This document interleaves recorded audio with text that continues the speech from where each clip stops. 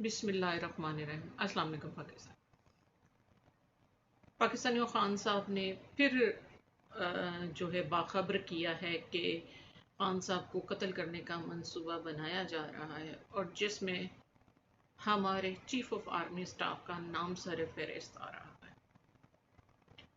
تو پاکستانیوں، ایکچولی یہ تمہارے بزدل ہونے کی ہے۔ کیا پاکستان میں مرد باقی نہیں بچے؟ یہ چند بدماش قسم کے جرنل ہی بچے ہیں؟ یہ کرپٹ مافیا ہی بچا ہے؟ پاکستانیوں، یہ تمہاری غیرت و ہمت کا بار بار امتحان لیا جا رہا ہے کہ پاکستانیوں، پہلے تو تمہارے جوانوں کو پکڑ پکڑ کے ننگا کیا گیا، اور تم لوگوں نے آواز نہ اٹھائی۔ پھر تمہاری قوم کے ماں باپ جیسے رشتے کو، ان کے ازدواجی رشتے کو بے پردہ کیا گیا، ان کی ازدواجی رشتے کے تعلق کی ویڈیو بنا کر اس قوم کی حرمت کو، اس قوم کو گالی دی گئی۔ آپ پھر نہ بولے۔ یہاں بھی یہ نہیں رکے۔ گھروں کی حدود کو، چادر چار دیواری کو روندتے ہوئے گھروں میں رینجرز نے اور پولیس والوں نے چھلانگیں لگا کر قوم کی بیٹیوں کی بے حرمتی کی۔ آپ لوگ اس پہ بھی آپ لوگوں نے جی ایچ کیو کا اور کور کمانڈر کے گھروں کا حصار نہ کیا۔ پھر یہ یہاں بھی نہ رکے۔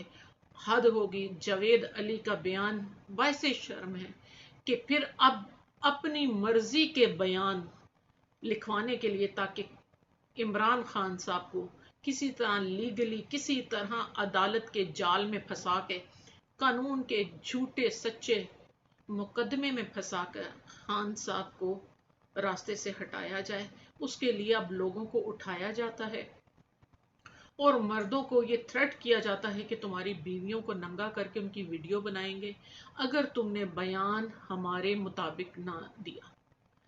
پھر بھی تم لوگوں کی غیرت نہیں جاگی کہ تم لوگ ان لوگوں کا حصار کرتے، اس بیان کے اوپر کراس پٹیشن دائر کرواتے۔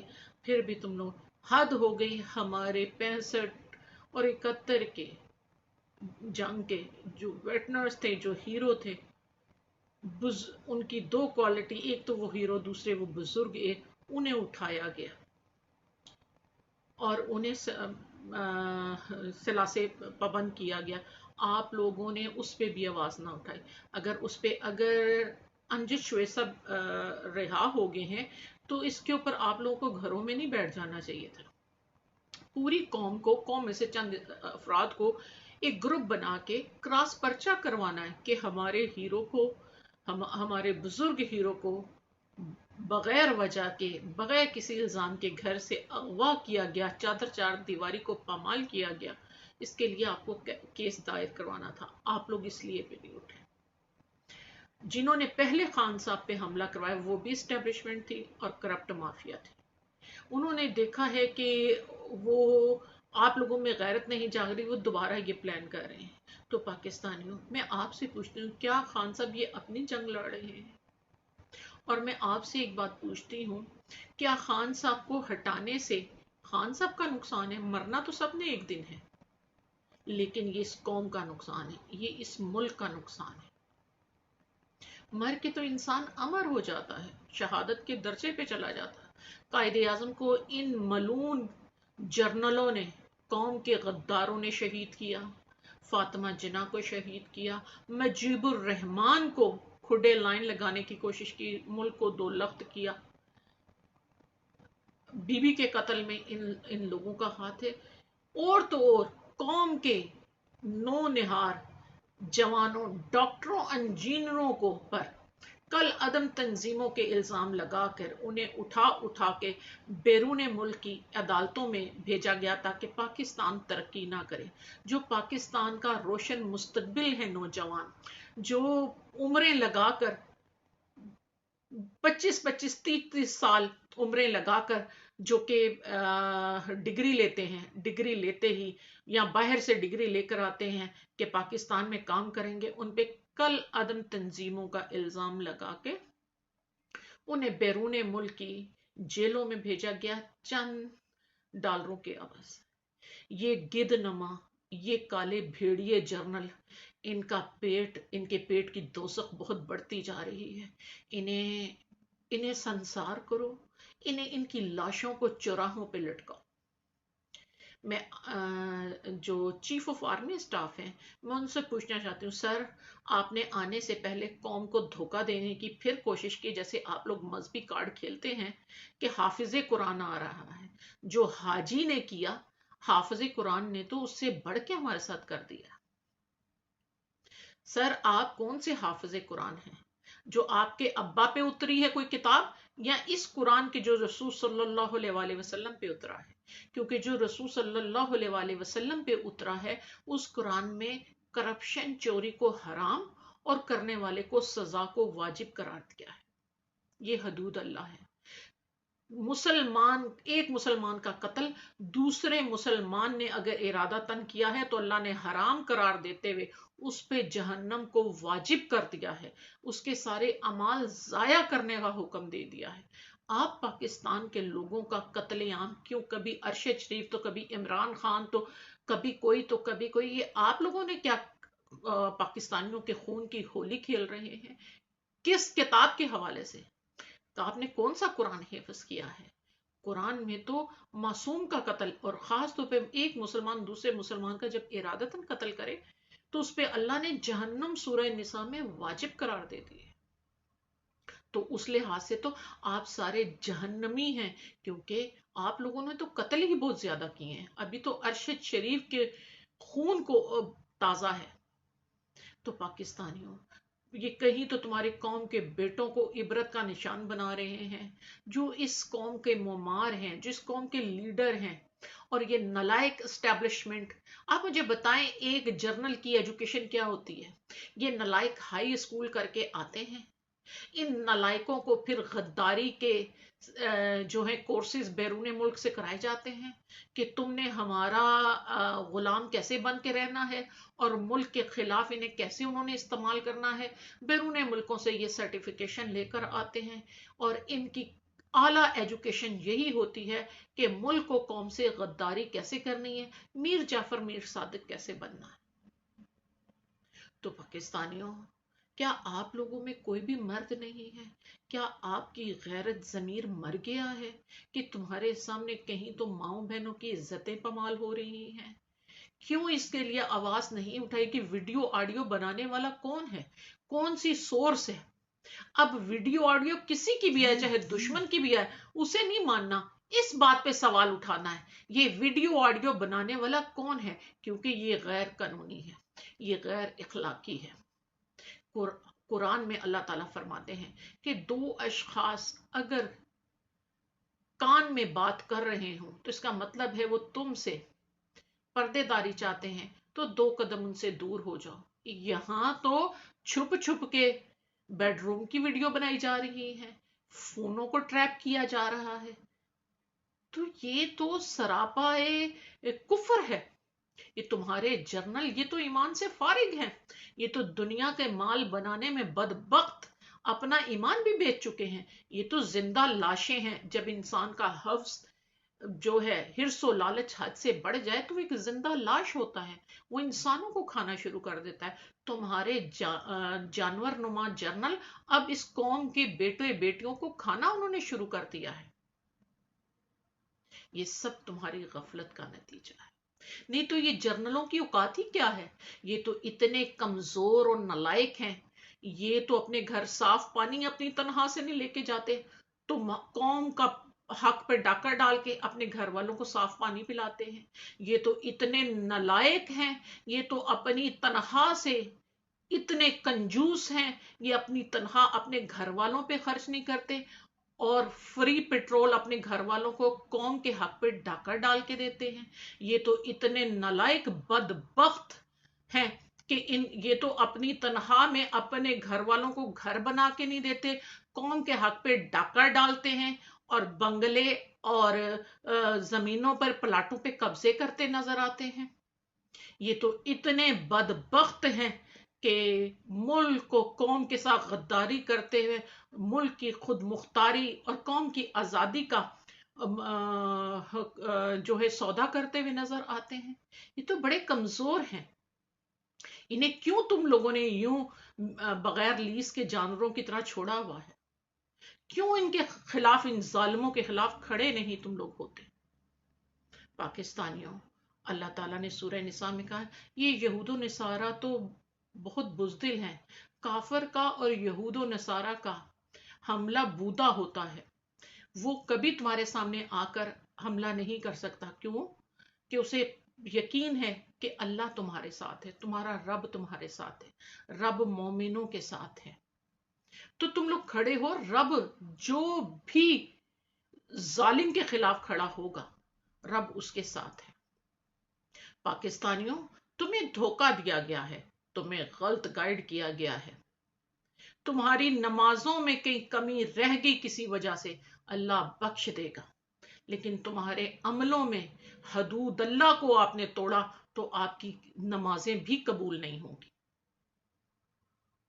بغیر نمازی کے، قرآن کی آیت ہے سورہ بقرہ آیت نمبر 62، اور ہم یہود و نصارہ میں سے، ستارہ پرست میں سے جنہوں نے نیک اعمال کیے ہیں، ہم ان کو ان کا پورا بدلہ دیں گے. کیا وہ نمازیں پڑھ کے آئیں گے؟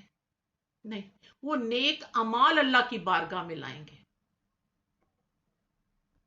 اور تم نے ان غنڈہ نما جرنلوں کو اپنے سر پہ بٹھا رکھا ہے.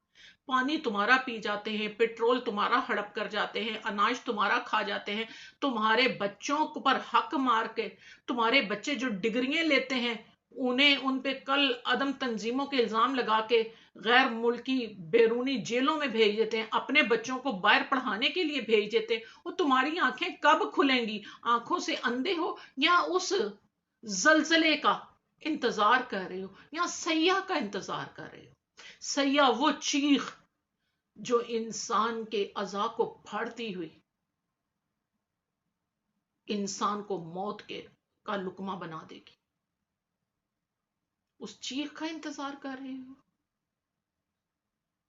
جب تم لوگ ظلم کے خلاف کھڑے نہیں ہو گئے تو پھر اللہ جہاں ظالم کے اوپر عذاب نازل کرے گا وہاں تماشا دیکھنے والوں کے لیے، اور جو اللہ سے ڈرنے کی بجائے ان ظالموں سے ڈرتے تھے، اس کفر پہ بھی اللہ انہیں بھی عذاب کا حصہ بنائے گا. اللہ سے ڈرنے کا حق ہے.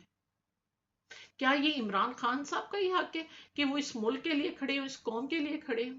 اس کے تو بچے یہاں نہیں رہتے، اس کے بچے تو یہاں نہیں پل رہے، اس کے بچوں کے احساسے تو یہاں نہیں ہیں. تو پاکستانیوں، تمہارے تو بچے بھی یہاں ہیں، تمہارے تو گھر والے بھی یہاں ہیں، تمہارا مرنا جینا یہاں ہے. خان صاحب کا اپنا مرنا جینا یہاں ہے، پر ان کے بچے تو یہاں فائدہ اس زمین سے کوئی نہیں اٹھا رہے. تم تو ادھر ہی کھاتے ہو، ادھر ہی سوتے ہو. کیوں ان ظالموں کے خلاف کھڑے نہیں ہوتے؟ پاکستانیوں، اگر تم ظالموں کے خلاف نہیں کھڑے ہوگے تو پھر اللہ کے عذاب کا انتظار کر رہے ہو، کسی زلزلے کا کہ زمین پھٹے اور سب کو لے جائے. بچیں گے وہی جو ظلم کے خلاف کھڑے ہوئے تھے.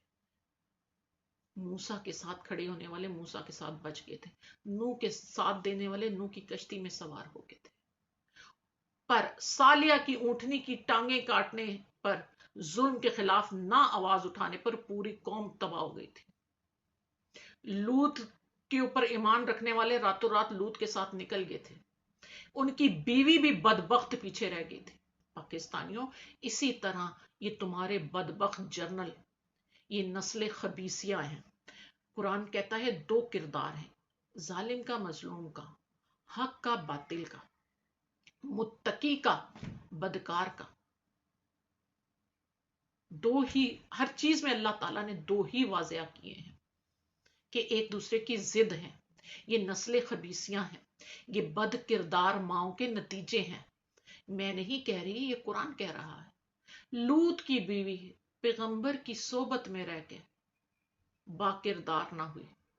لوط جن لوگوں کی عزت بچانے کے لیے انہیں اپنے گھر میں پناہ دیتے تھے، وہ اس وقت کے قمر باجوہ، عاصم منیر، ندیم انجم اور فیصل نصیر اور نواز شریف، شہباز شریف، آصف زرداری، بلاول اور مولانا فضل اللہ جیسے کرداروں کو جا کے خبر دیتے تھے کہ آج پھر کسی کی عزت کو محفوظ کرنے کے لیے لوط نے کسی مہمان کو گھر میں پناہ دی ہے، آ کر حملہ کر دو۔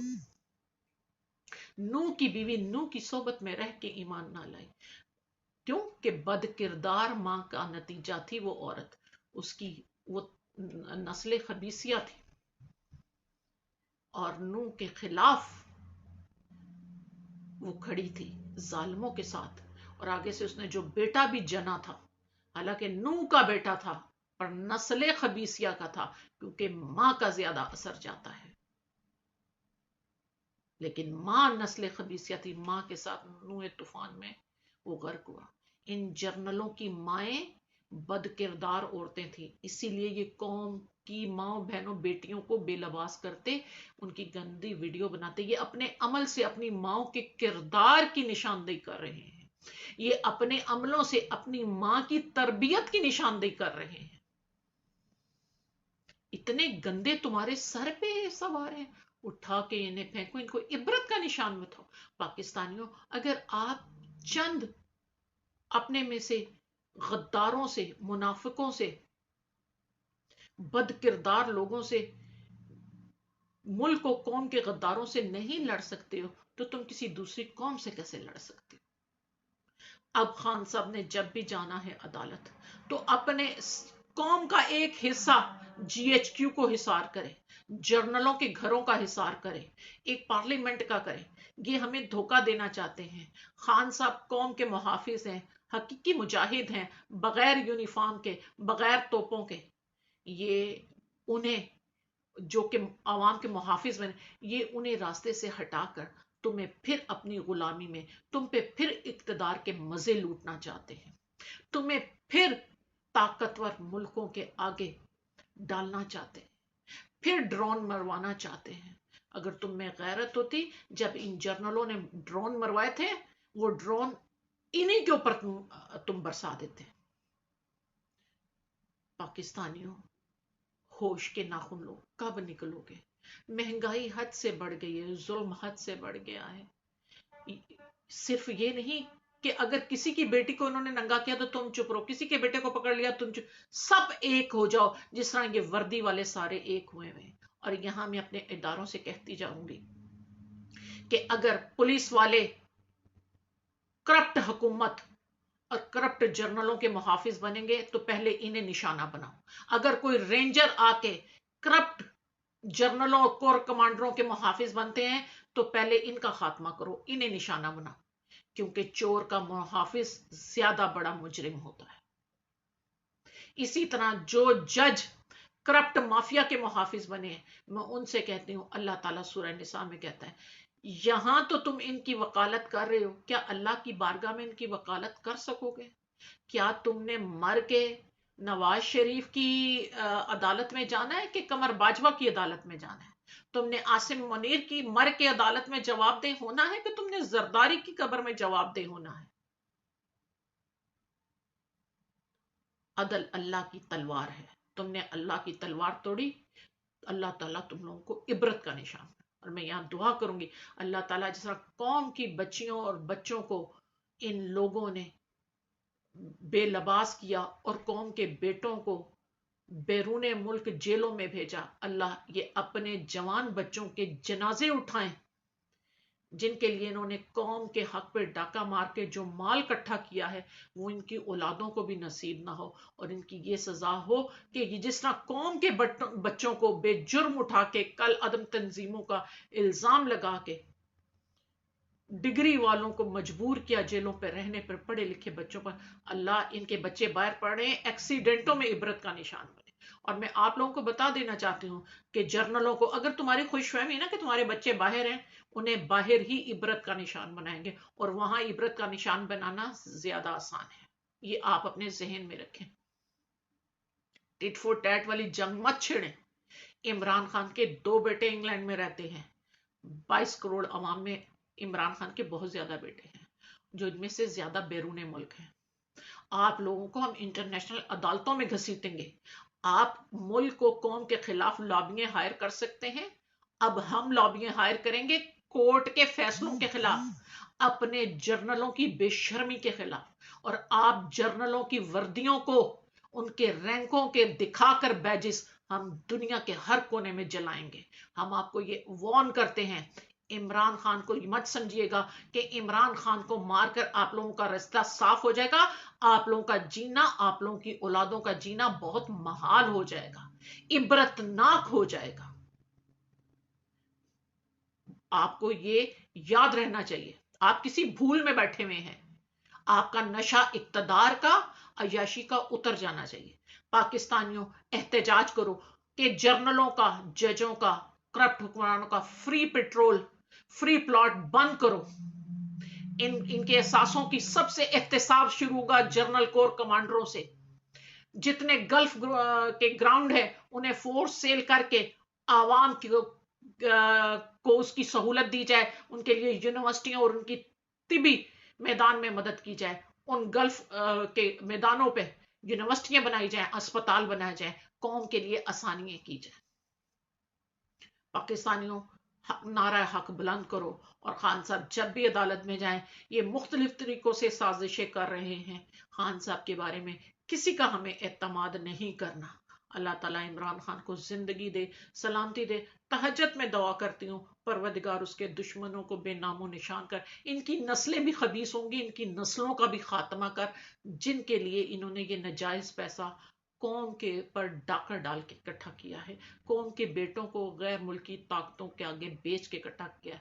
اللہ تعالیٰ یہ انہیں نصیب نہ کرنا۔ یہ نسل خبیث ہیں، آگے سے ان کی اولادیں بھی نسل خبیث ہیں۔ اللہ بے رحم نہیں ہے، اللہ رحمان و رحیم ہے۔ توقیر ضیاء کا ایک بیٹا تھا بندر کی شکل کا، اسی طرح ایک بیٹی عاصم منیر کی معذور ہے، اسپیشل چائلڈ ہے۔ ضیاء الحق کی ایک بیٹی ہے۔